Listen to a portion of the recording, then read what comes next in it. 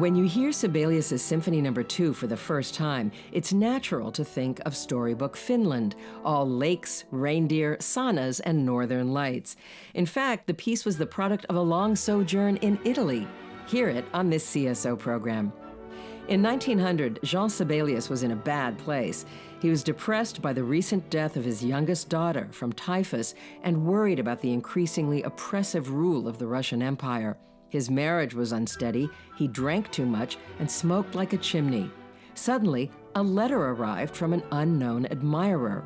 "It is time you traveled," it read. "You will spend the late autumn and winter in Italy, a land where one can learn about cantabile, proportion, and harmony." The writer was an arts patron named Baron Axel Karpelan, and in early 1901, the composer and his family rented a villa in the seaside town of Rapallo. Sibelius worked in a hillside villa where the coastal scenery inspired both musical and literary visions. He jotted down a tale of Don Juan sitting in a castle and visited by death.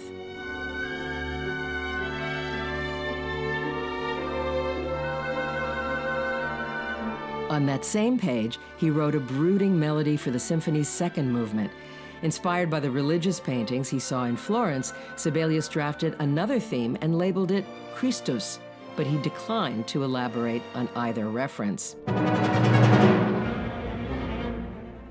Sibelius conducted the premiere in March 1902, and the Finnish public quickly drew their own conclusions about the symphony. The founding conductor of the Helsinki Philharmonic Orchestra called the second movement, quote, "a broken-hearted protest against all the injustice that threatens Finland at the present time." Hearing the work's teeming scherzo and triumphant finale, much of the Finnish public interpreted the piece as an emblem of national liberation. The CSO introduced the Second Symphony to the U.S. in 1904, and American listeners were soon caught up in the work's irresistible force.